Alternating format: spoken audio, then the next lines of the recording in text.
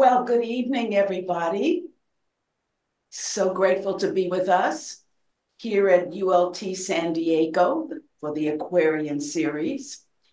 Tonight, the title of the presentation is The Dweller on the Threshold, which will be given to us by our own Dr. Eugene Jennings. Okay, well, thank you for that, Monica. Good to be here and see everyone tonight. Basically, what I'm just going to try to do is walk through some of the ideas concerning how we can view this topic of the dweller on the threshold. In one respect, it's very simple, and it has to do with karma. On the other hand, there are particulars from the theosophical perspective that are very detailed, all of which obviously we can't go into, but present a very different perspective of what it is that we imply in varying degrees when we talk about the dweller on the threshold. And so let me open up this screen and share with you. And so, again, you probably read the statements introducing this topic, Dweller on the Threshold, and for the most part, they are pretty negative.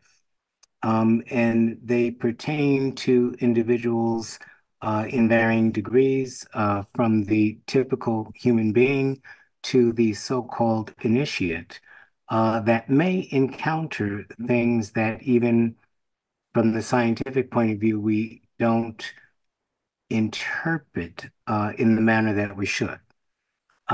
We acknowledge them.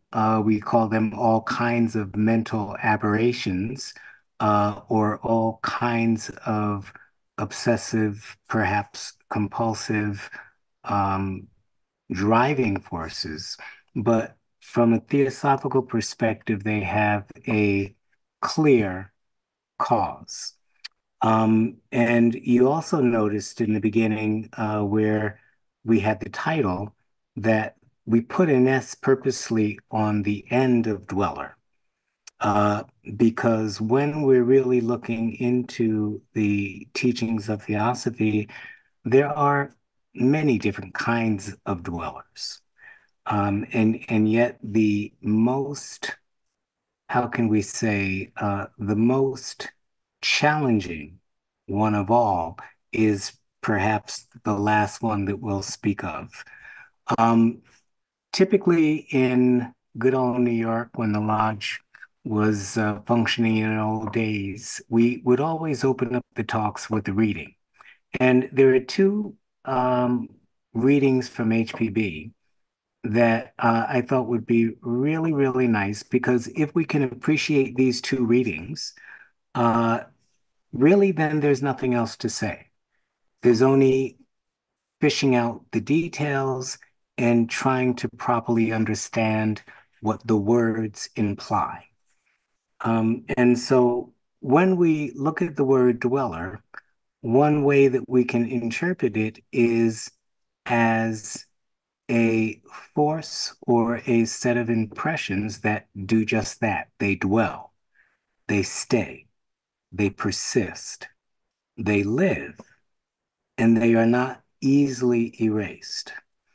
When we talk about the word threshold, we're talking about, in some regards, transitional lines or transitional planes or transitional states of consciousness that are typically, how can we say, kept out of our narrow purview. So just like we have a visible spectrum, and we can only see from the typical red through the typical blue, indigo, etc. And we know that there are colors and rays outside of those spectrums. That's an arbitrary threshold for us on the low side as well as the high side.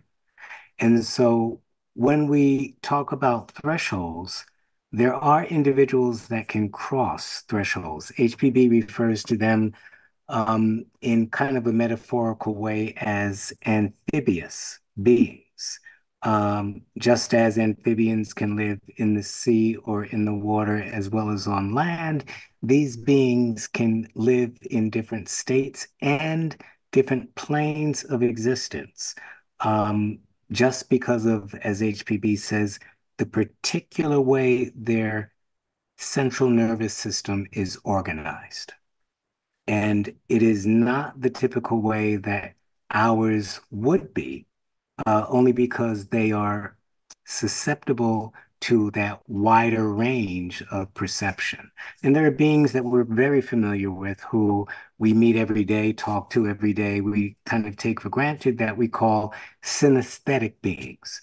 So they just have a different way of perceiving things when they encounter vibrations based on vision. They may hear sounds, they may see subjective images, etc. But that we can look at later.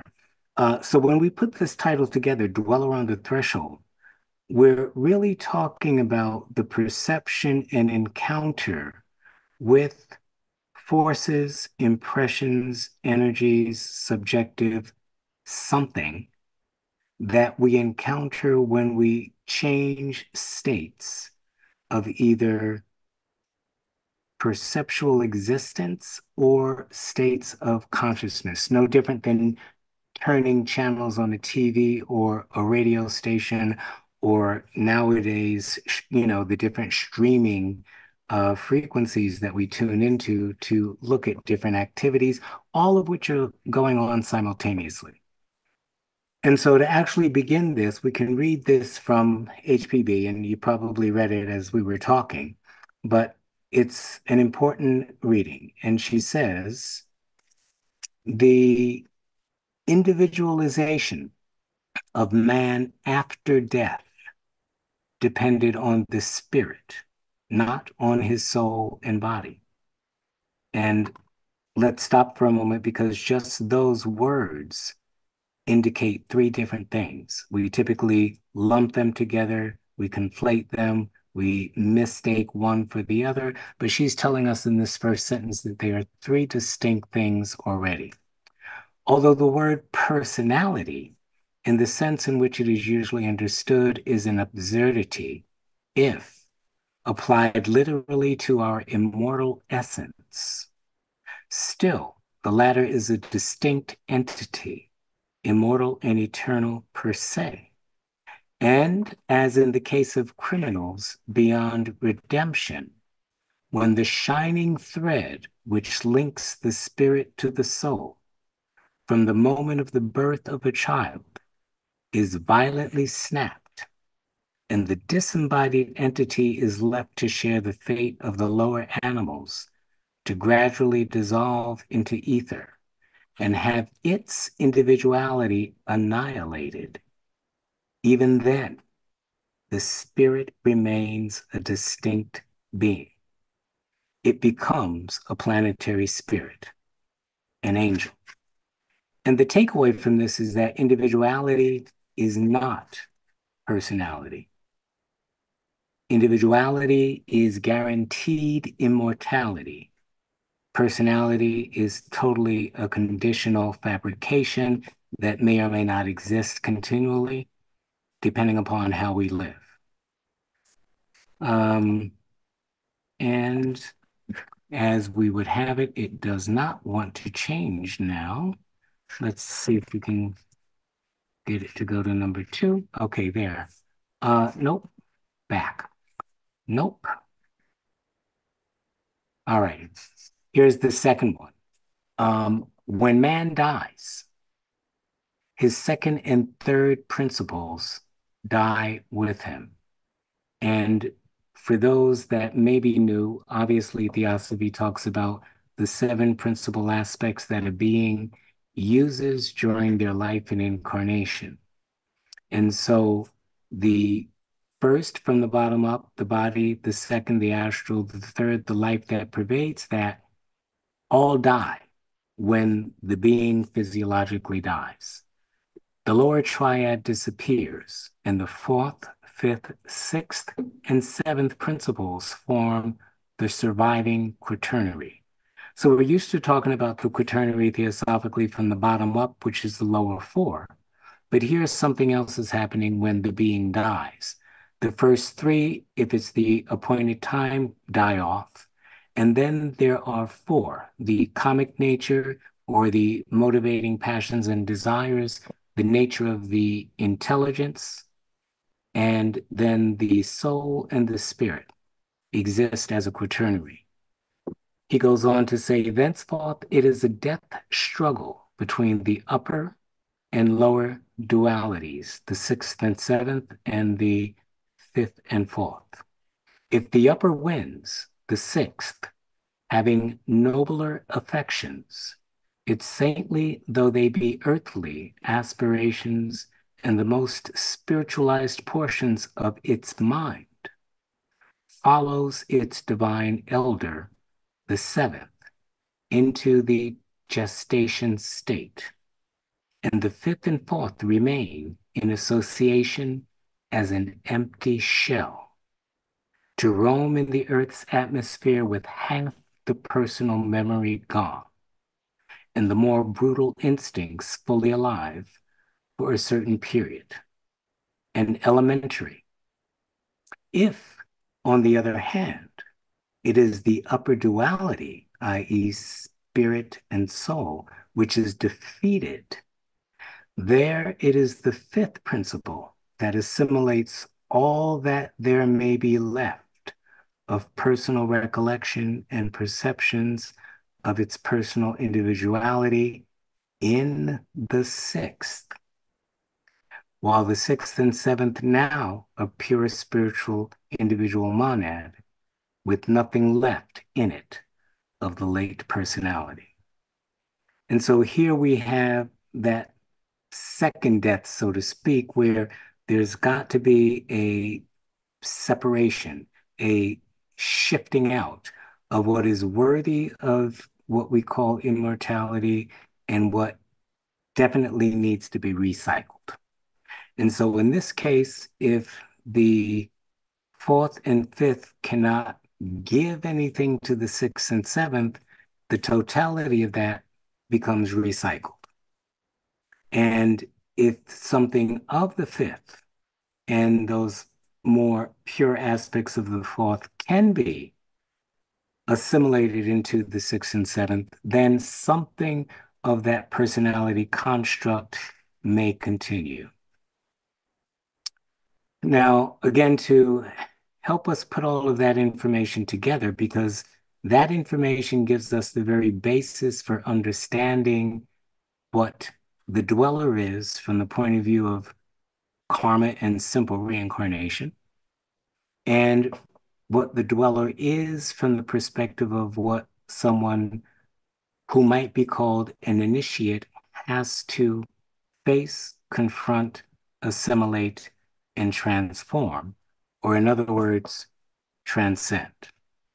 And so at this point, the importance of the principles, those seven that we mentioned, the physical, the astral, the pranic nature, which is universal in and of itself, the comic desire volitional aspect of the being, the intelligent aspect of the being, which in itself is dual.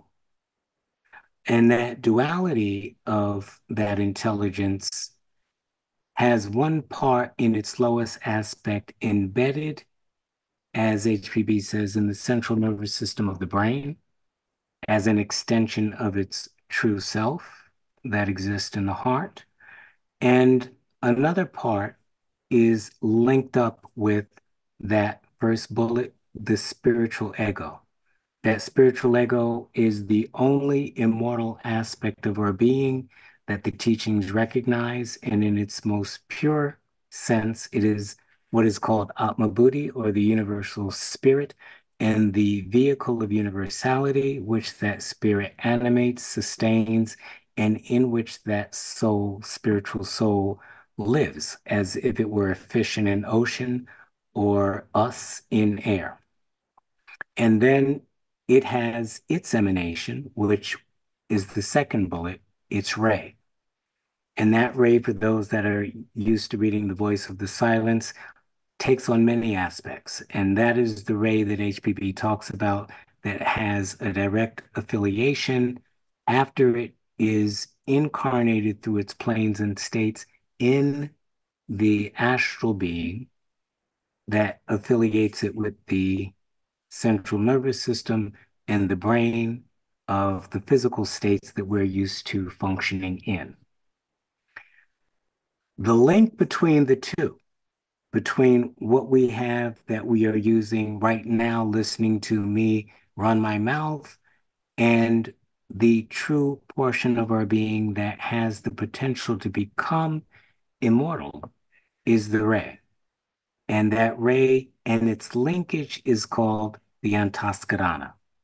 The Antaskarana is considered metaphorically to be the bridge that links the spiritual ego with the incarnated being that takes on all of these forms.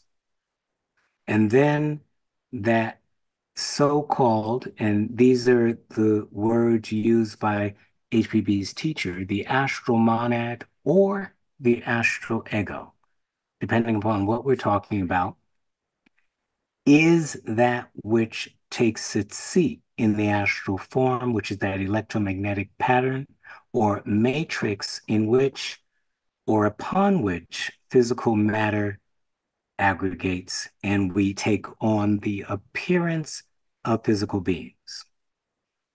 This is what connects us with our senses, as the senses are an extension of that ego itself. And then those senses connect us with the physical world that we're used to acting in, making choices in, being driven by, and pursuing our goals in. And then the other things that we have to be kind of mindful of are karma, reincarnation, obviously, the after-death process, the after-death states, and the pre-antal, or the transitional states from the devaconic completion to the birth of the ego. All of those states are transitional. They are threshold states that we transition. Some individuals can transition those here and now. The initiates are supposed to, initiates being those individuals that have dedicated themselves to a particular way of living in the midst of using human bodies, who have turned their entire inner life upside down from the perspective of physical existence and are pursuing things in a very, very different way, although they appear to look and act the same way that we all do from the outside in. But these things then provide us with the basis for understanding the different ways that we can talk about the dweller. Now, once we are looking at the ray as the intelligence that incarnates through the lower planes, and again, the planes are considered to be seven. Many of you are familiar with page 200 of the SD. Those lower four planes being the ones that have to do with psychic phenomena, transitional. I like to think of them as the recyclable portion of life, nature, and ourselves. And those three higher planes that have to do with the possibility of immortal permanence, either consciously or unconsciously.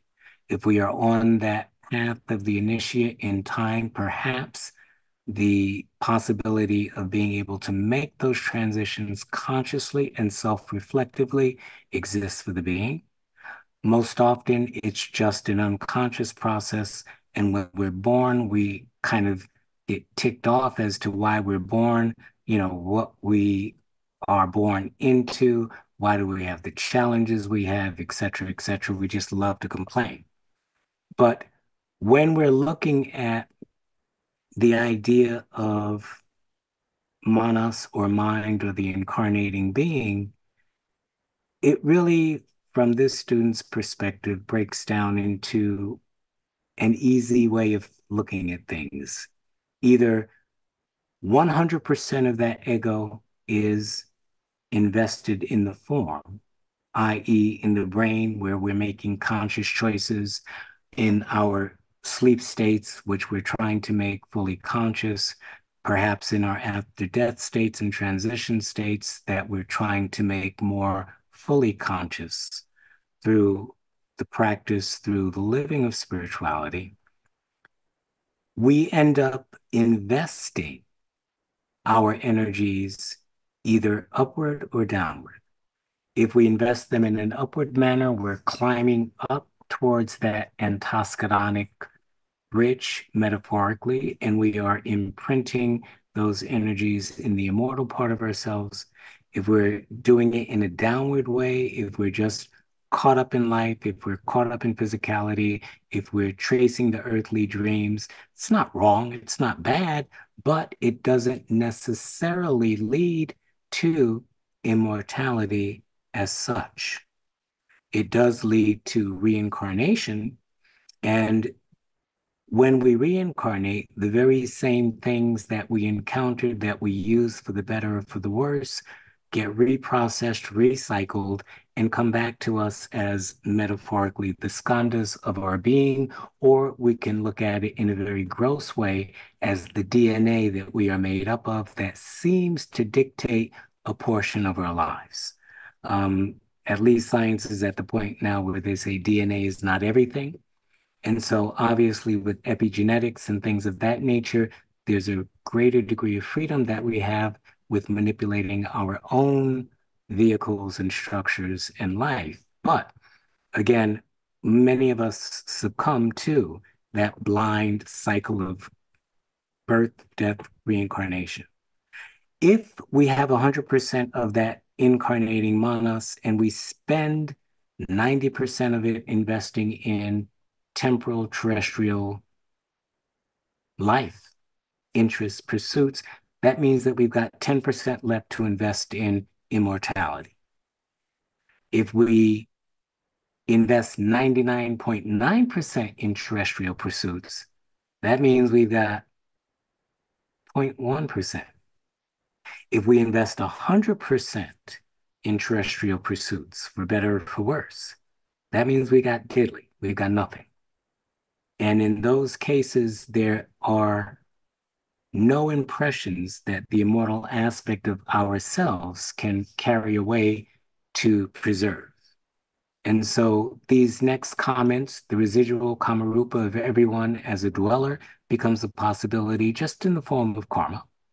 In other words, Judge has that expression, karma waits for us at the threshold of Devachan as we're leaving the after-death state. After we've gone through the kamalokic states, we've gone through the gestation, we've gone through the devachanic or the equivalent to a heavenly state. And now when those energies are expended, we have to come back. When we come back, we meet up with the same skandhas, dwellers, DNA that we left behind. And based on how we use them, they become the relatively determining factors that we take up again. Energy is neither created nor destroyed, simply transformed. And because it's a part of our nature and law is our nature inwardly, they are simply waiting there to be magnetically attracted to us. These have been separated from the immortal side of our being as not having been worthy enough for the devachanic states of assimilation, because for this student, devachan is another type of dinner.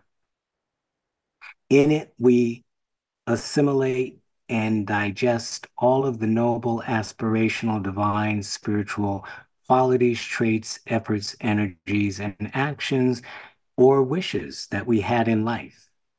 And as they become part of our spiritual nutrition, that part of it is able to come back with us as a permanent aspect of our being, always being there as something that we can rely on. The parts that pertain to the terrestrial also get digested, but they remain as those skandhas.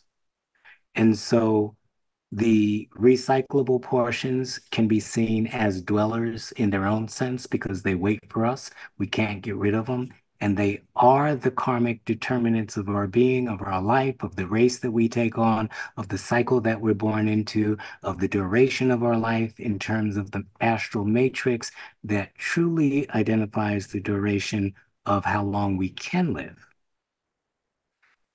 These become the influences of our being, the personalities of our nature, the tendencies that we have, the fears that we're born with, the phobias, the fixations, and all of that other stuff, those traits and characteristics that make us, wow, unique, apparently.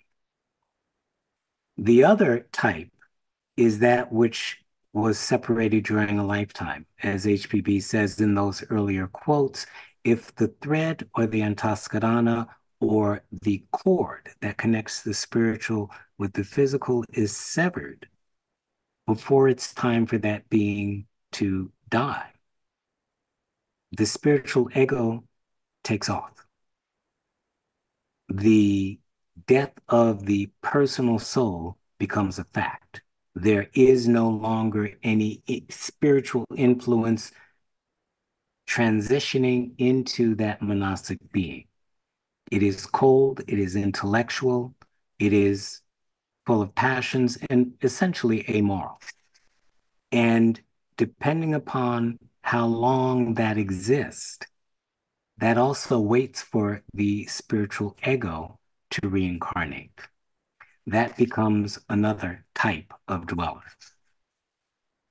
And so to round out the picture in terms of dwellers, we can conceptualize them in the different ways that the teachings talk about them. You can see this information in Isis Unveiled in chapter 8 of volume 1. You can find it in the glossary. You can find it in her pamphlet, Gods and Elementals. It's just all over the place. But she talks to us about those subjective entities, and just to run through some of them, we can follow up with questions perhaps later. There are the elementals as centers of force, elementals as connected with the lower kingdoms of earth, water, air, and fire. There are the elementals that are connected with cosmic processes. There are the general kamarupic remains, i.e., the passions and desires that do not get assimilated through gestation into the devaconic state, but simply get broken down as the refuse and the remains of the transitioning being. They get transitioned into those skandhas, and as they're dying from a coherent mass that is contained in its own, I'll use the word aura as it's described in the glossary.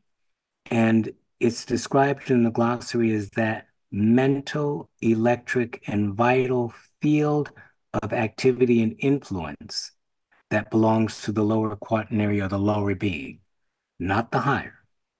And the low, it's primarily the lower. This can become an entity in its own form, but it's considered to be a kamarupic entity. And that's a natural process of dying, but it has its own latent sleeping properties, especially if the death of the being occurs before the astral has met its time limit. In a nutshell, the teachings say if the astral was made to endure for 100 years, and for one reason or another you are killed or die at the age of 20, there are 80 more Earth years that you have to remain in this form before the actual transition can occur. That's a different issue. There are those things that are called shades. They are dead, i.e., individuals that may have committed suicide, but the teachings state that by the willful death of their body, they have actually caused a repulsion to exist between the Atma Buddhic or spiritual and spiritual soul of their being. And unless certain things are done, the mind itself cannot relink to possibly graph itself back onto that monad or that spiritual ego to endure in eternity as part of that. If it doesn't succeed in that, then again, that is a lost soul. There are those that have been murdered, executed, died by accident, etc. They've usually died before their astral form, which is the matrix in which that monastic or incarnating being is trapped for a lifetime. And until that matrix melts or dissolves, that being is still subjectively present and, in a sense, has a life. And that can lead to other types of entities that are met beyond the threshold of our daily experience. Those people that say they can see the dead and blah, blah, blah, and, talk with the spirits, although the definition of a spirit from a theosophical point of view is definitely not what we find people channeling or talking to in seance rooms or even being influenced by. There are the shells proper that are totally devoid of any spiritual Atma Buddhi Manas or higher triad, and they have been the empty relics or the empty clothes that the living ego has just taken off and left to dissolve and break down. They are also entities that are unconscious that can be vivified by the vital auric essence of another medium, sensitive, or adept, although that's not something that they would dab in, to gain a awakening memory of their being such that you can talk about what they've done when you're in a seance, what they have in mind for others or what they're allegedly thinking, but there's a whole science behind that that is not expressed or explained the way it is typically understood in mediumistic circles, channeling circles, or spiritual circles, as it is theosophically. Again, a different story.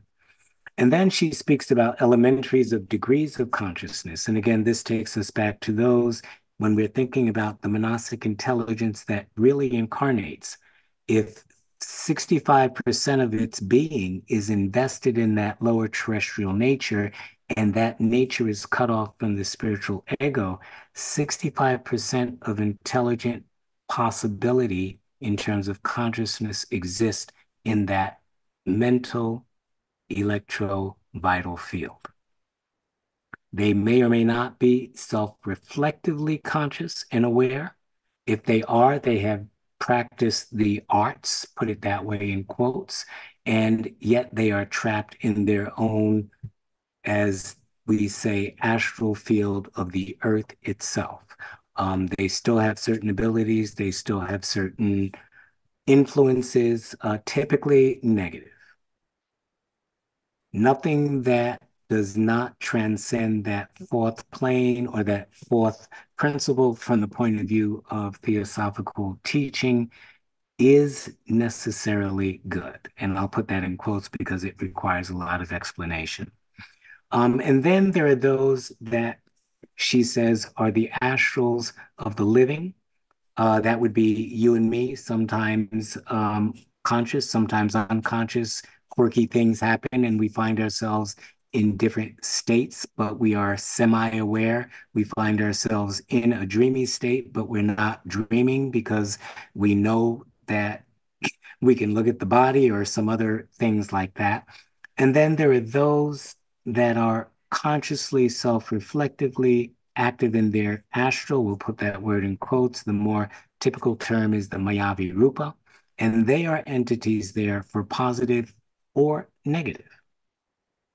And so that becomes a list of possible dwellers. And then the last ones, the true coherent dwellers, HPB describes as those, once again, who have broken the thread, they've broken the astaskarana.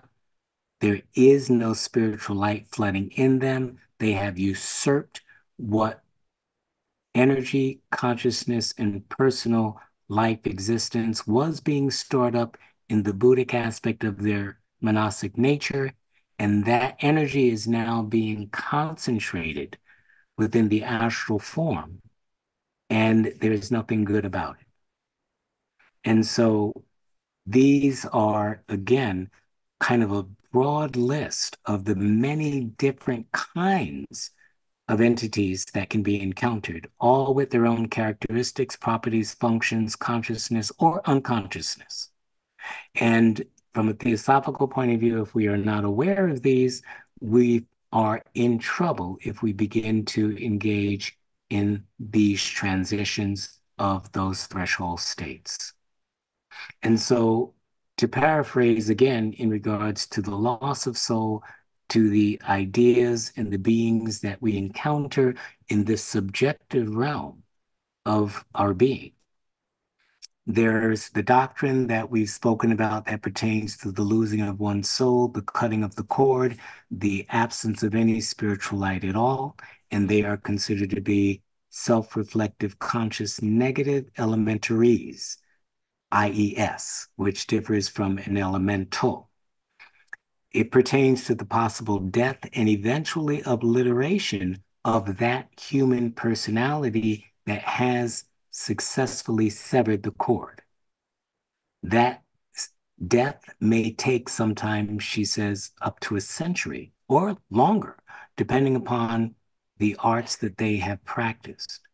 But the process of dissolution is inevitable. The process of suffering is inevitable. And the negative karma that accompanies that gears one towards self-conscious annihilation. And those are the words that she uses. It involves, from another perspective, we'll talk about as it relates to the initiate, who is kind of the opposite of that, the collective aggregate of evil one must face and transform when it pertains to the life of the disciple. And we'll get back to that. But when we're looking at those individuals that are tending towards that annihilistic negative state, some of the characteristics that are tied in with karma, with personality, with the way the brain is structured, with the way the central nervous system is structured, and that drives their behaviors have been summed up in just some of these indicators. Individuals that are engaged in persistent deceit, they lie, they're full of manipulation, they're egotistical, they're narcissistic, they're very selfish, they lack consistent morals, ethics, and virtues. They will use morals, ethics, and virtues to override or get what they want in, as they say, a Machiavellian manner. It doesn't matter who you are, what you are an object to be used for the purpose of subserving their end. They will evidence a lot of rash and impulsive emotional reactivity, mood swings. They will not flinch at murder, at torture, at instigation, at manipulation of others. They can be very charismatic. They can be very magnetizing and attractive in many different ways. They are full of lust. They have nothing but hatred and animosity truly underneath the superficial skin. They are instigative, they antagonize, they look for the negative. They lack sympathy, they are cold-hearted, they have no empathy, they don't understand remorse or sorrow. They live for greed and ignorance, power, and control. And they have no understanding or belief or care of understanding anything about the laws of karma. These are the descriptions that are given in the teachings in regards to individuals that are on that path, whether or not they recognize it. And so the big piece, again, is that when that link, when that bridge, when that cord, when that thread, when that antaskarana is severed, there is no spiritual life flowing between the spiritual ego that exists and does not incarnate in its full nature, and the ray that it sends out, we like to think of as a probe to insert itself through the heart into the brain of the being in order to experience the different nature of this planet or this globe in its evolutionary capacity. And in doing so, if we do it correctly with that connection, there is true spiritual learning, not just terrestrial physical learning of characteristics, but a greater understanding that occurs. If there is severance of that cord, there is only the understanding of the lower energies and the lower possibilities, characteristics, chemistries, if you will, of these elements that are related to the terrestrial globe. But for most people, that's all there is. So these beings can still reign in great degrees of power. All you have to do is think about the tyrants that have ruled over time throughout civilizations, in the world's histories, in all different parts of the world, and how they behaved, what was important for them, what they cared about. And you will have a good indication of how these beings exist in either, HPB says, their disembodied form, influencing, or their embodied form. Because the teaching state, as she expresses in Isis, some of these are so laden with the heaviness of materiality that once the death state occurs for that personality and the cord is severed, once they die, they're immediately reborn. But it's not in a good way. And yet, because they have usurped the energy and the power in the Buddhic monastic aspect of their monastic nature, and I'm trying to be careful with words, they still have a great intellectual power available to them that also must wane out over time. And so when we think of it, we have to be very careful when we start talking about brain diseases, dementia, Alzheimer's, etc. We have to ask why. Is this a soul that's just beginning to evolve and doesn't know how to use the brain? Or is this a soul whose energy is waning because they have misused all of life for so long? But that's in the domain of the psychological considerations. She says in the Isis Unveiled that these types of beings become crystallized in matter. In other words, they are inseparable from the matter that they use in their vehicles. And once cut or once severed and crystallized, these are a few other quotes that she gives us, and I'll just read them.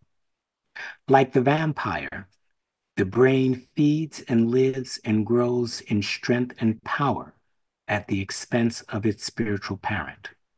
Then the already half unconscious soul, now fully intoxicated by the fumes of earthly life, becomes senseless beyond hope of redemption.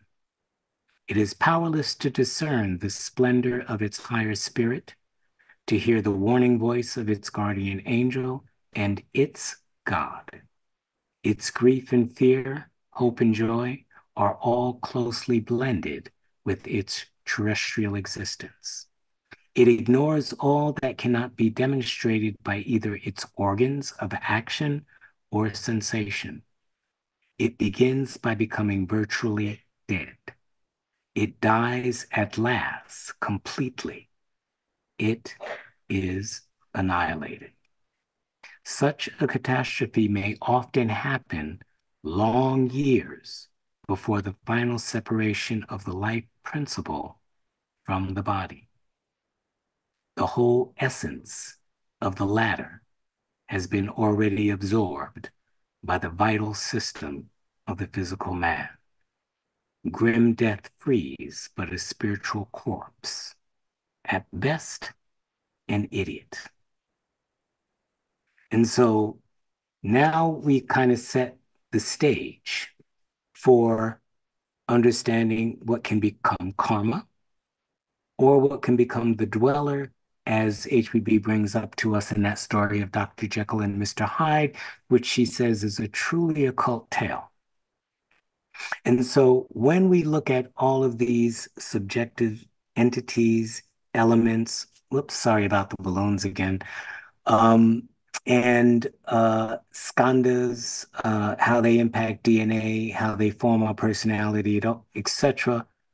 From the general human perspective, all of this becomes karma.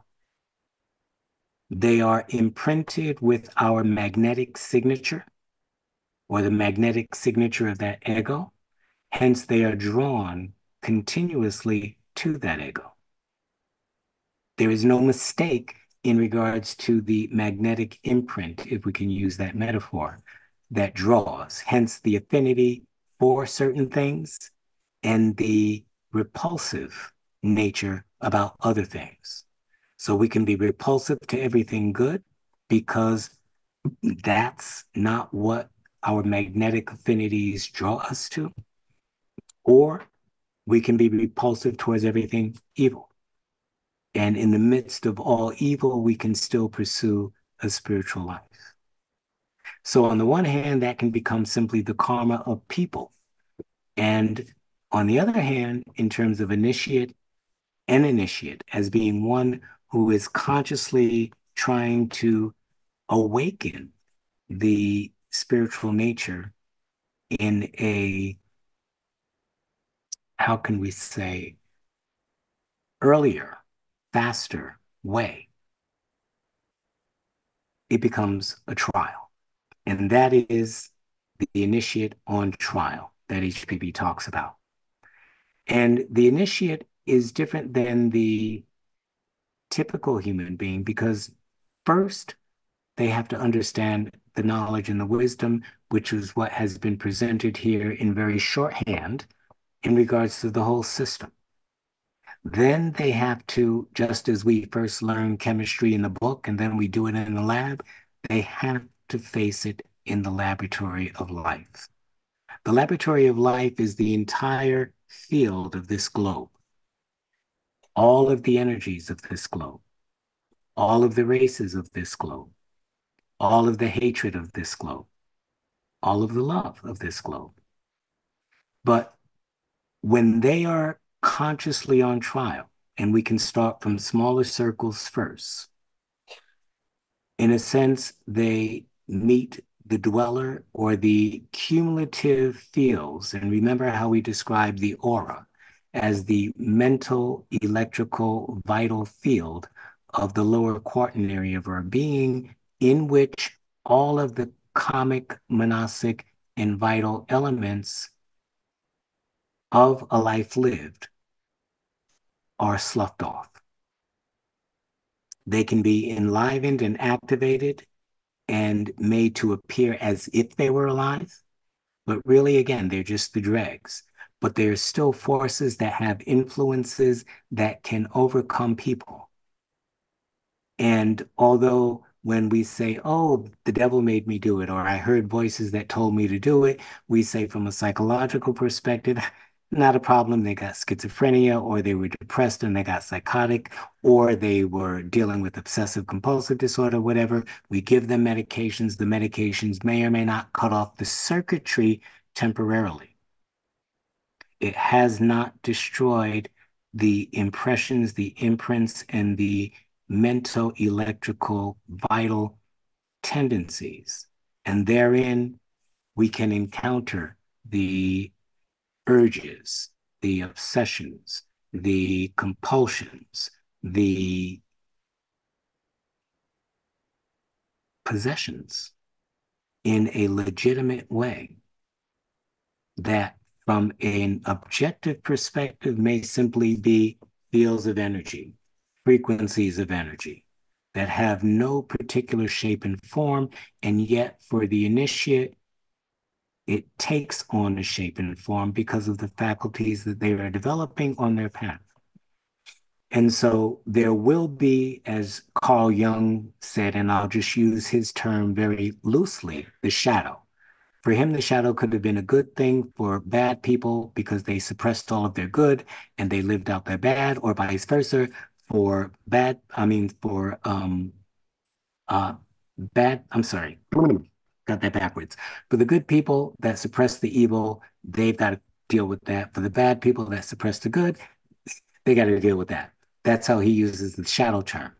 But for the occultist, the shadow is everything that would be embodied in the hideness of our nature, in the hideness of our family, in the hideness of our community, in the hideness of our state, in the hideness of our country, in the hideness of the continents, in the hideness of the global race humanity. As the cumulative dweller successively, depending upon which states, plane, state, condition one is trying to confront in order to master. And it's not about mastering people. It's about mastering one's own nature through and through, from within, without. And HPB says those that have been able to master their dwellers or master the successive dwellers in all of their negative forms, despite how hideous, despite how tempting, despite how much they fill the mind, the dreams, how they saturate the dreams with lust and brutality and depravity. If you are not strong enough, if you are not pure enough, if your resolve is not ethical and virtuous enough, to some degree you will get consumed. To some degree, as an initiate, you will fail. As they tell us, several have, many have. In regards to others, they might be successful.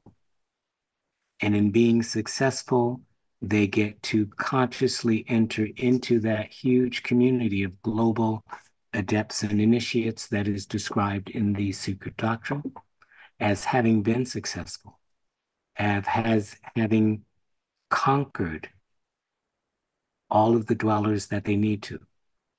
And in one of the letters of the teachers of Madame Blavatsky, one of the students who wanted to be such an initiate was confronted with these very states. And that's where the quote for the talk comes from. And HPB said, guys, can you turn this off for him? He's really getting overwhelmed. I'm concerned about him. And the teacher's teacher said, no, everyone must go through this process. And so in that respects, it depends totally on the integrity of the individual. There is no teacher to follow. There is no God to ask for forgiveness. There is only confrontation of nature and her forces and your own nature and humanity's nature.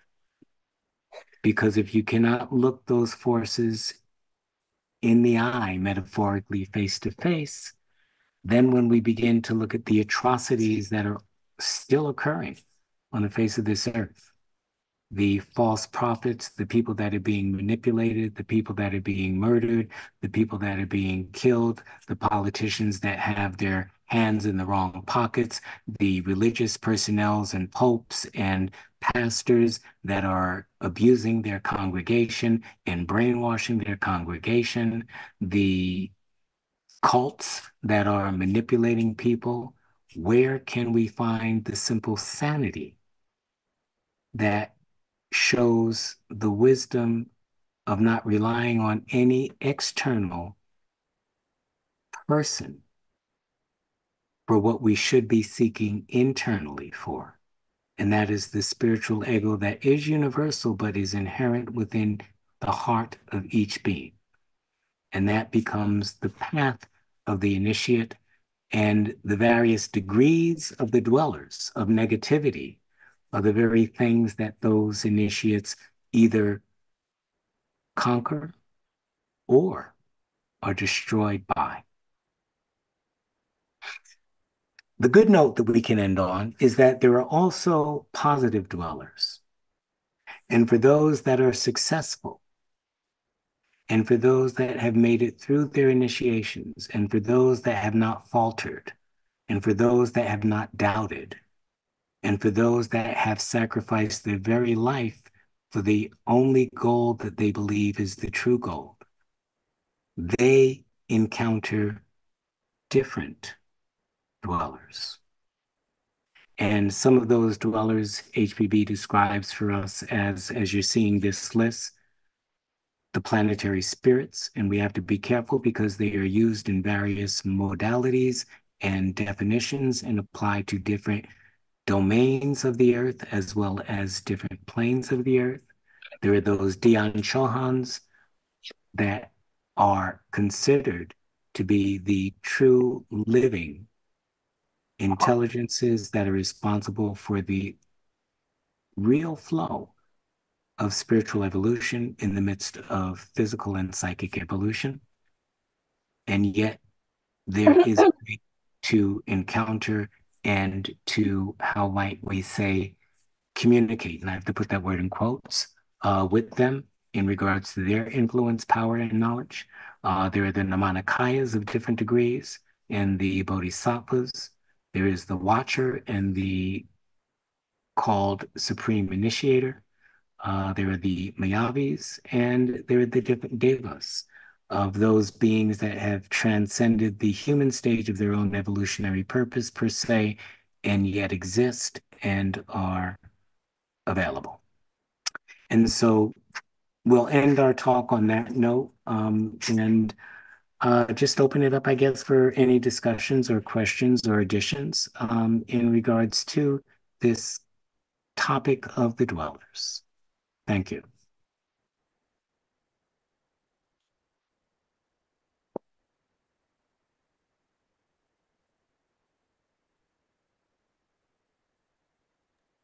Are you guys back in the swing?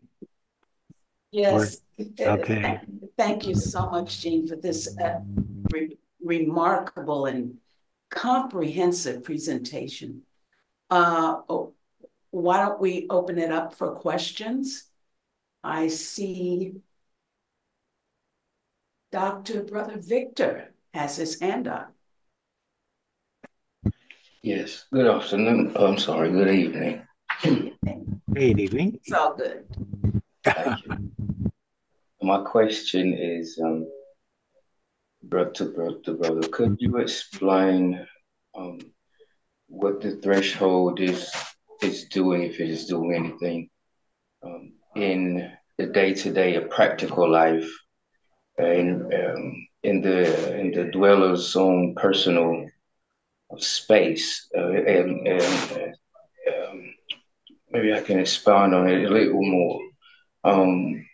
Is it causing what the dweller is experiencing in terms of common challenges and things to contend with before death? So is the threshold something that's lingering with the dweller from birth to death naturally, or does it have a specific function, so to speak, that kicks in, if you will, once the being is demised? Okay, so if I've got it correctly, does the idea of the threshold as well as the idea of the dweller, two different things in one respect, exist even while we are alive, as well as even after we die?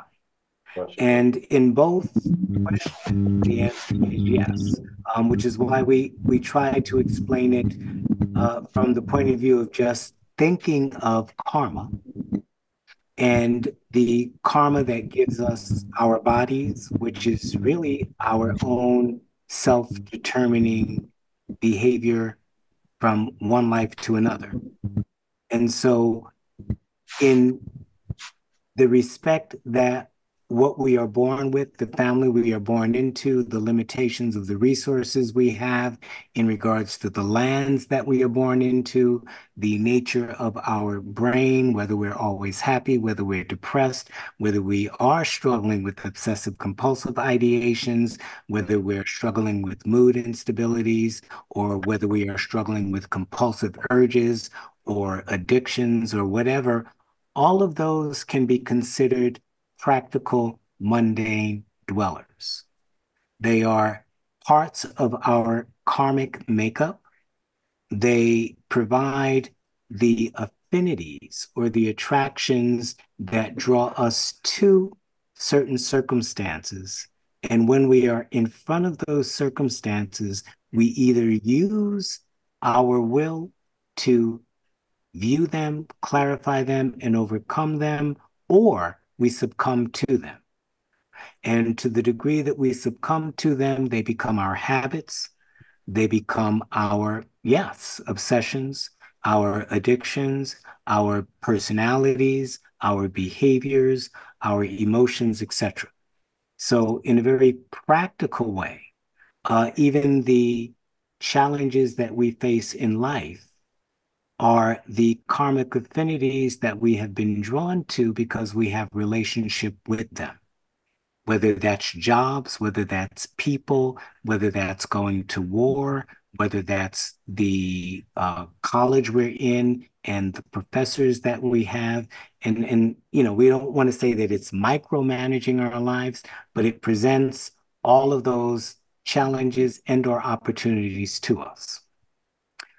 Once we do that death transition, then they, as we are sloughing off the baggage, so to speak, so that we can have that entry into a restful state of self-absorbed, what they like to call bliss or heaven or devachan or whatever, so that the soul is restored before it is integrated into the spiritual ego as part of its immortality. That takes place only to give us the ultimate rest so that when we are reborn, pick up from where we left off or from what energies are more prominent, and we begin to work with our karma again. That karma can be increasing, that karma can be decreasing. From the point of view of the initiate, one who is trying to consciously walk that path, these things take on a different light. The understanding is different. The interpretation is different. The approach is different. So that if one is dealing with an obsession, one is not dealing with an obsession from the point of view of a passive observer and feeling victimized by one's thoughts. One is asking oneself, doing a self-inventory, looking at the thoughts, dissecting them, analyzing them, taking them apart, and trying to work with them to literally transform them. So that can become an internal battle even while we live. But it's not something that is considered a sickness or an illness by the initiate. And so those variations are just the beginning of how we can look at this from a practical side of view of what we experience every day in life, or from the more subtle sides in terms of what the dynamics of karma and life are about in regards to our subjective experiences in nature. So hopefully that just gives a little bit of an intro to what those topics are that can be, again, reviewed in Isis Unveiled, definitely in many of HPB's articles about death and dying, the after-death states that she has written, and definitely karma and reincarnation. I think Judy? Yes, Gene, thank you for a very insightful talk. I always thought Dr. Jekyll and Mr. Hyde was very occult. You pointed that out. But what I wondered about on one of your first slides, you talked about the quaternary, the higher quaternary, where I always thought of the lower quaternary and the higher triad. And it seems to be what we have to deal with in the dweller on the threshold is the lower manas.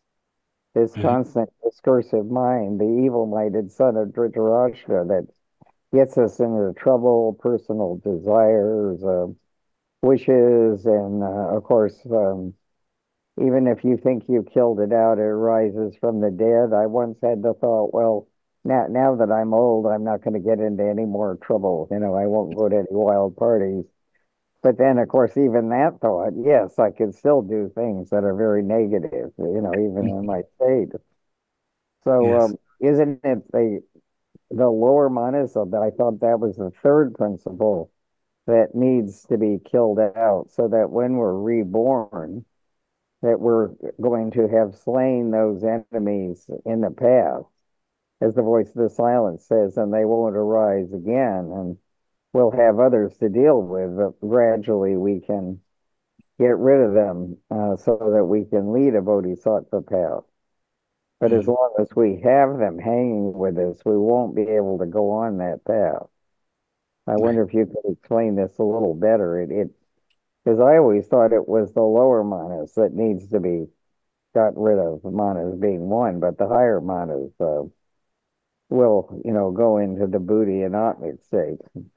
Okay. All righty. So, and again, it's all at this point, it's all kind of terminology. What's higher manas, what's lower manas, what's incarnating, what's stuck in the brain, what is possible of being reabsorbed. And, that's why, we love that portion in the voice that speaks about regaining the child state. The ray in the beginning is pure, relatively speaking. It wraps itself up in what is sometimes called the cloak of karma. In other words, it picks up those karmic skandhas that obscure its inherent purity. And it is an energy. And that's why we tried to use the analogy of if we have 100% energy, and then it sends itself out in terms of five rays or the five senses. Energy is flowing through each of those rays to animate each of our senses.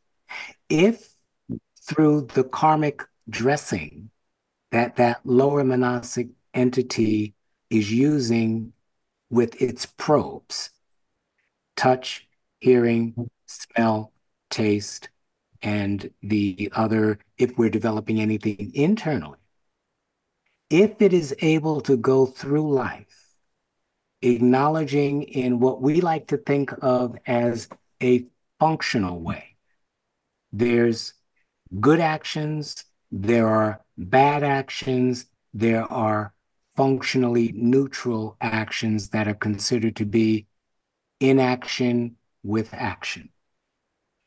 And if in our monastic state, we are able to establish the states of not looking for reward, not lusting about things, regulating the emotions, purifying those emotions, redirecting our conscious intelligence to investment, not in the terrestrial, but using the terrestrial to the best of our ability from a functional perspective. When in Rome, do like the Romans. No attachments, no affinities, recognition for what's just, for what's virtuous, for what's considered to be right, doing the best that one can without the attachment, without looking for the rewards, without the clinging. Then one is on a path to what we like to think of as Teflon existence. It's like the old Teflon pans that we cooked in back in the 80s and 70s, etc. Nothing stuck. So when we are able to invest that conscious power, which is a light power, a consciousness power, a monastic power, in the encasements of a body, and we are able to function in that way that Krishna shows us in the Bhagavad Gita. Literally making that a practical way of life, doing it, not talking about it. Then we are able to get through things in a Teflon-like fashion. We deal with whatever karma is there, and we can regain that child state. The kama or the desire and the passions turn into pure volition, Volition is the power of action. That is the entire story of Pistis Sophia. How does Pistis return to her status with the knowledge gained and the purity gained, such that she can begin that inner spiritual path, which relates to the higher four? Or as the teachers say, when manas is absorbed into its nature, and that is absorbed into buddhi. And in regards to this question of higher manas, we do have to recognize that from the point of the personality, higher manas is what gets us to the purified astral ego. From the point of view of the astral function, in terms of the ego, the higher manas is what gets us to the status of the ray, or the child state. From that child state, we are still not one with the monastic ego. We still have to exercise the higher energies in that state to link up with the spiritual ego. Once we do that, then we are on a different trajectory. As the Buddhists like to call it in the Abhidharma, we are changing lineage. And therein come the awareness of some of the other entities on that last slide that are positive dwellers. Because we have not destroyed Antaskarana, we are operating always from the outer to the inner, and Judge talks about this in his article, Subjective and the Objective, how we can make that transition inwardly, consciously, without losing things. And then the so-called lower manas, or the incarnated manas, as HPB tells us in Isis, in its ethereal portions, becomes able to function consciously in these different states, on these different planes, for these different purposes.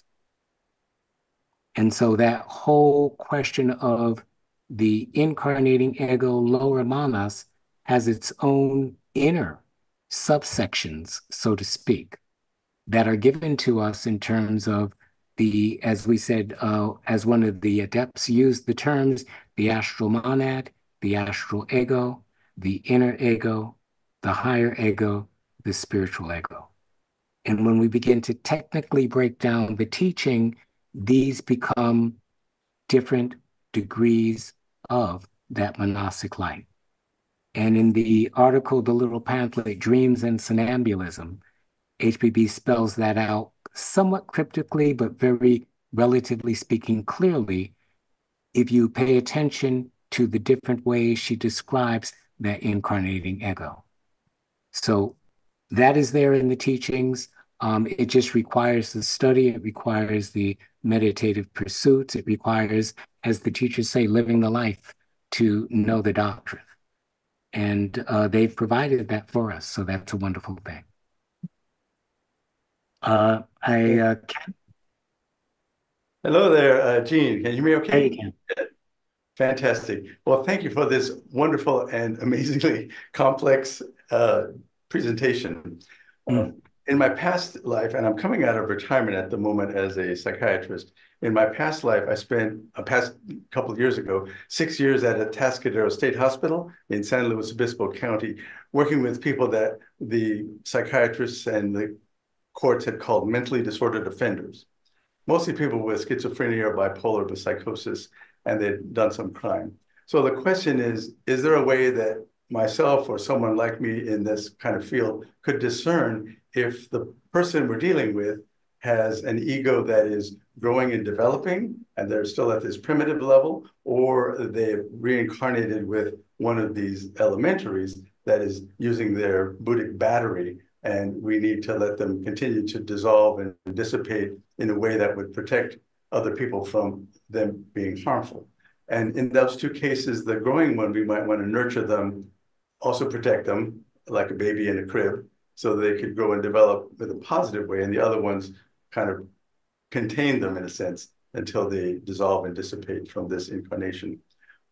Is there any way to discern that? And so is there a way to test the spirits, so to speak? Sort of a litmus test. And it could be And true.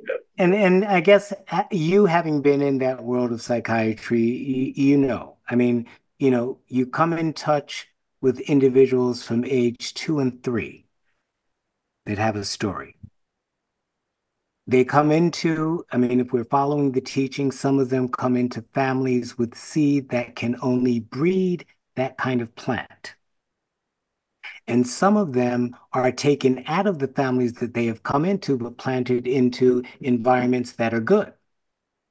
And in each of those cases, as well as the varying cases around those, talking with the individual, you can begin to discern, even at I'm sorry, at 4, 5 years old.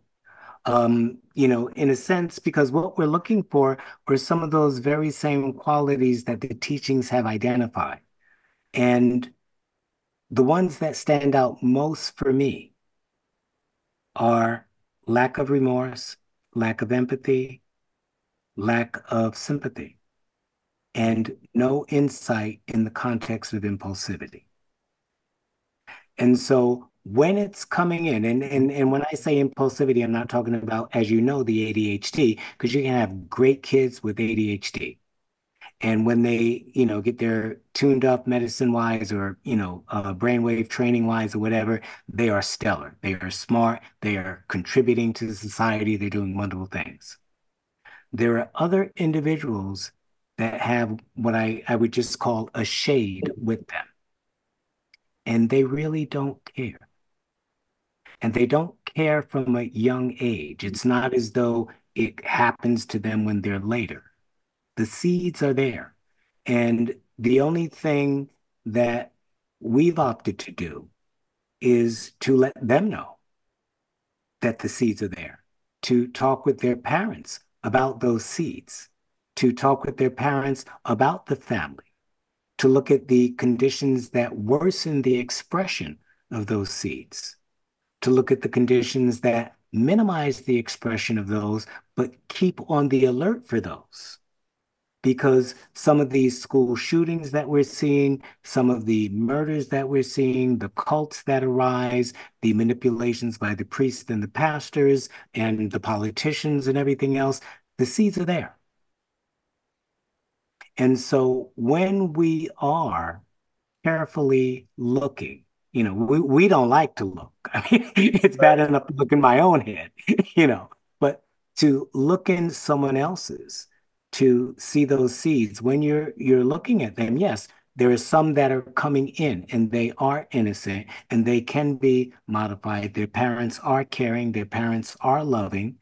Some of them have been put in different families. And so the pieces are coming together for them to really do well and excel. Some of them in the best of families are not excelling. And again, I'll use Yaka Burma's expression, the old mystic. He says, when you see the signature, it's the signature that drives the being. And in that regards, it's a matter of, you know, on that mystical side, acknowledging what those skandhas are, if you will, what those tendencies are, what those traits are. And that, again, list that we shared. When you find individuals at a young age that have a majority of those characteristics, it will take a lot of love to turn them around. And sometimes it is love that suspends that for a while. And then if something happens to the love, it intensifies 1,000-fold. And now we're talking about serial killers, etc. Mm. You know, so I mean, it really depends on, you know, in my mind, the way that I look at it, how much you want to be the being. I think it was Nietzsche who said, be careful of the dark well that you look into because you may become it. Yeah. But in a sense, I believe what HPB says in a sense that if your integrity and motive are true and you go into hell, you will leave hell unaffected. And that's in the metaphor of all of the movies that we see, where the priest goes and tries to do the exorcist and they get destroyed or blah, blah, blah. And then there's one or two that do, and they are able to help. And that's another occult tale, but it's a test for the initiate as well as for the being, because as Krishna says, whenever there is the insurrection, etc., it attracts the presence of Krishna. And those are great forces. And so in that respects, if you're not a typical psychiatrist, then those are the things that you would be looking for. And those are the things that you would be able to see and sense. And others won't. They will miss the signs, they will miss the cues. Well, thank you. Thank you for that, Gene. I really appreciate that. Okay, you're welcome. Truth? Yes. Gene, there are a few questions in the chat, and I think you could read them faster than I could. Great. Would you mind just look over them and see if there's anything you want to address? Okay. How do we help our fellow humanity in the midst of this danger? How do we apply this understanding of the dweller from what HBB states in the key, page 204? It is an occult law, moreover, that no man can rise superior to his individual failings without lifting, be it ever so little, the whole body of which he is an integral part. In the same way, no one can sin nor suffer the effects of sin alone. In reality, there is no such thing as separateness. Is there a dweller for the whole body of humanity? Short version, and that's what we were saying, when it comes to the initiate, the entire globe, the entire world race has its shadow. That shadow will be encountered. Again, that's Krishna. And when Krishna incarnates, the evocation of that evil presence, calling Krishna forth. The shadow is there. It's inherent. And it's something that the disciple or the initiate or the adept in varying degrees must face. And if their nature is full of integrity and virtue, etc., and they're working with the law, they will raise up that humanity to that degree. If they are not, and they are playing with the laws of nature, they will succumb. And so for all of us, if we're trying to be theosophist, if we're trying to live the life, then the only thing that we can do is try to look for the best in another, but not be deceived by deception. And that's about discrimination. It's about spiritual discrimination. It's about understanding to the greatest degree that one can. That's walking this path, the inner nature of those, if we want to call them that, skandhas, or those samskaric forces that drive behavior. And although I wouldn't even consider this as a thought, there was a metaphorical story in the Buddhist tradition wherein they spoke about those adepts that knew when to kill someone. And we have to be very careful with that, because obviously it's not about killing people, but when to stop a line of karma that is so atrocious for the globe that it is necessary to go to that extreme. And we're functioning and operating in the global karma at that point. So, if we seek out what we have in the secret doctrine, those lineages that the Watcher Great Initiator, page 206 to 209 in SD, is aware of. As they said, they're aware of all the spiritual lineages and the shadows. And they work in accordance with karma to the degree that they can guide the currents. And to that degree, everyone tries to help humanity. And if it doesn't work well this time, perhaps the next time, next life, but we're always trying, always trying. And I think that was, there was one more from Betty. There are quite a few, Gene, in the chat. So if you want to go through. If you want to summarize them, that's fine. I think there were two more from Betty, I think. There was, is the shade seed a hungry ghost demon as said in Buddhist ideas?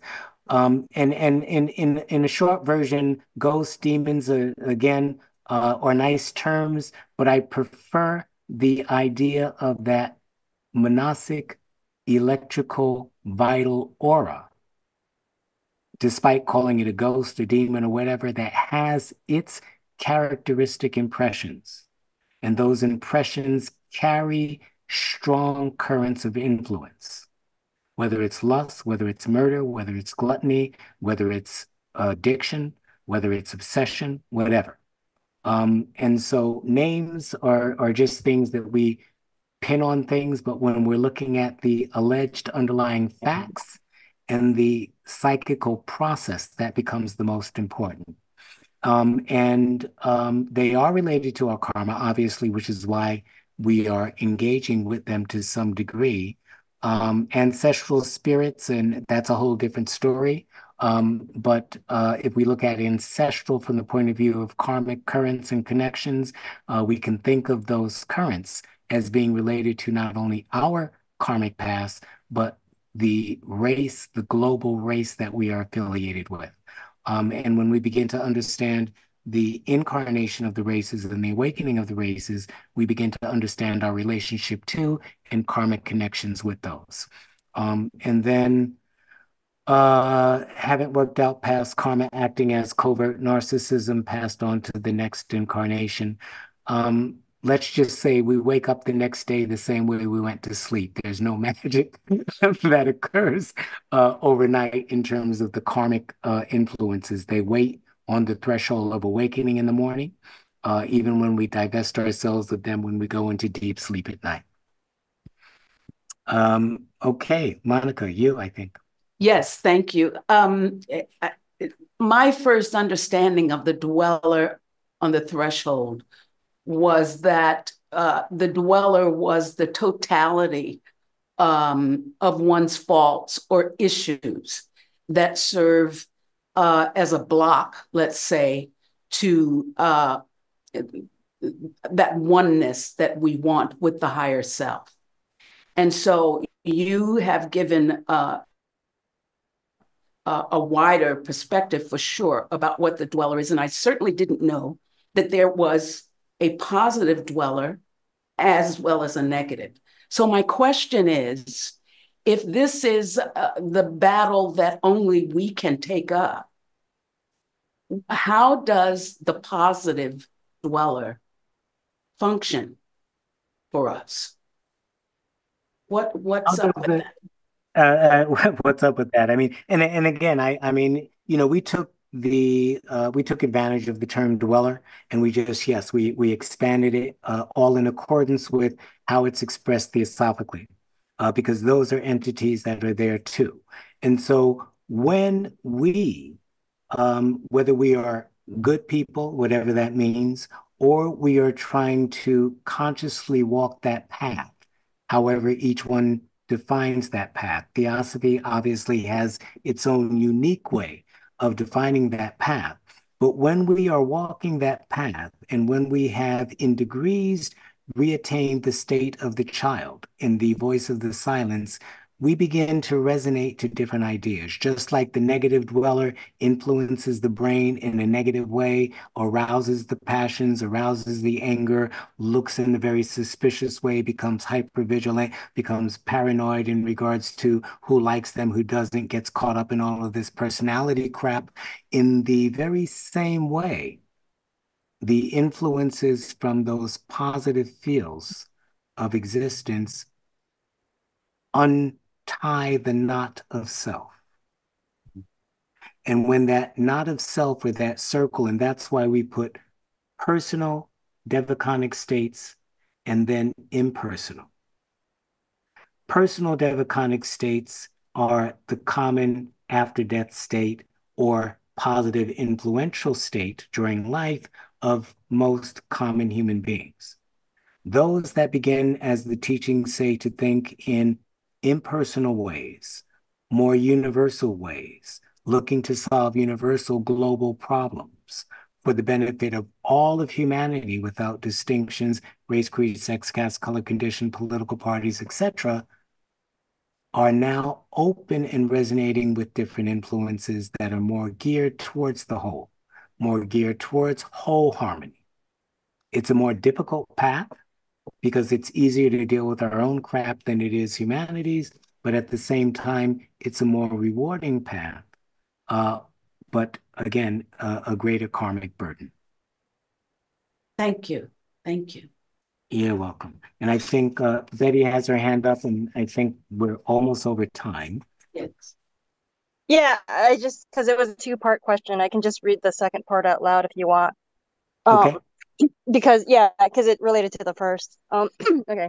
Is any of that related to the formless neonates referred to in the Pistis Sophia? So the Talmud states stillborn babies without taking the breath of life are referred to as golem.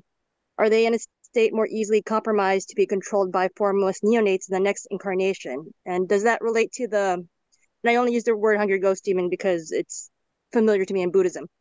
Does that relate to hungry ghost demon incarnated into or taking on a human form or filling into a human vessel, such as like when people do like spiritualist work or something, or summoning? The idea that the golem is this like being that can be controlled and manipulated by like, you know, a rabbi or a spiritualist. But the idea is that it might be just a confusion of linguistics because the name is also referred to children that don't take their breath of life. But is that also taking on what you call like that seed karma?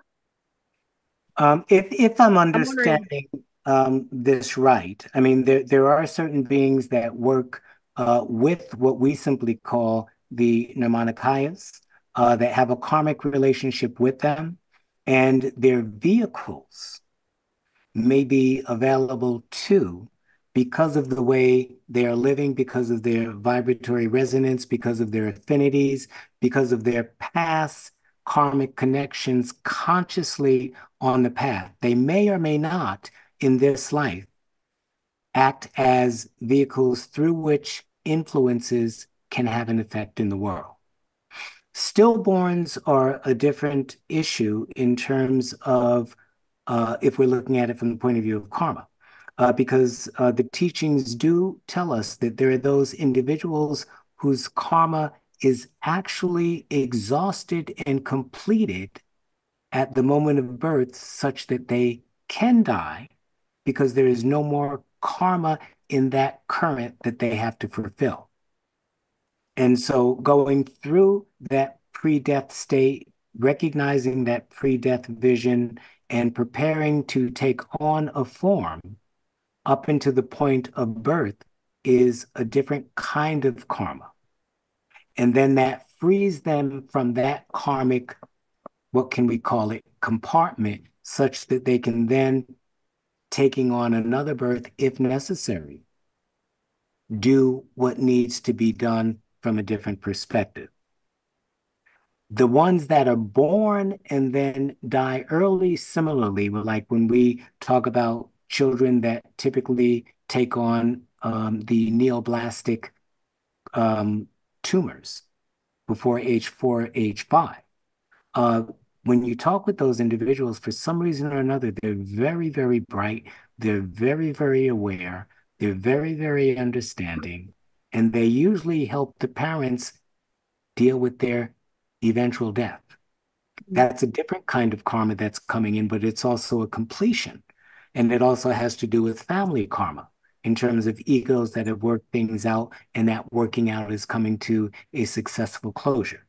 And so again, there are different degrees of why, or different reasons why individuals die at certain ages, or what the stillborns are, or what Judge, might call, I don't even know the word for it, those that do die, and the ego does take over that particular body, but there is also still a connection, and we have to then question whether the ego with the astral is gone, such that the entire ego astral coming in is one of a previous life that has not died, because they understand successful consciousness transference or whether there's another process going on there. So again, the surrounding details and the context would kind of bring out the nature of that. But, again, it's all included within the science of theosophy. That's what made me think about it. Oh, what was the name of that? Is that condition or state of being that you just referred to? The one where you'd still take on the spirit of the previous. Well, it's not that you take on their spirit, but you are able to, the Tibetans just call it transference of consciousness. Either forceful projection, consciousness transfer, or different variations of that for temporary periods of time, for a lifetime, etc. And some of that is understood in Judge's stories that he gives in, the Telltale Galleries. Telltale stories or galleries in his letters. Thank you. Just like there was that one question that I said, do you think are the neonates in the Pistis Sophia, are they related to being golem or are they something completely different? In regards to Pistis, I would think that there's something different. But Pistis is one of the, as they say, greatest Western occult traditions that is very much equal to the Eastern. So again, there would be a lot of overlap in terms of the interpretation, but it would definitely depend upon the context in which they're talking about it.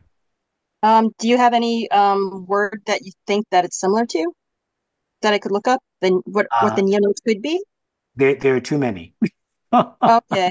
Well, sorry to be vague like that, but again, That's there are just so many different conditions in regards to the body and the soul that is supposed to take on, overshadow, invest, or whatever in regards to the relationship with that form.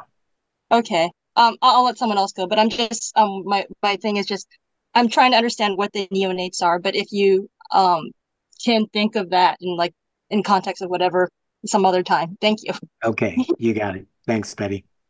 All right, then I think that we're going to close. Jean, thank you so very much for this presentation. Welcome. Just wonderful. Just a reminder, everybody, next week's presentation is entitled The Zodiac, given by Michelle Christie, and we hope that you will come back and join us again. In the meantime, be well and safe, everybody. Thank you. Okay, take care now. All righty, bye-bye. Bye-bye.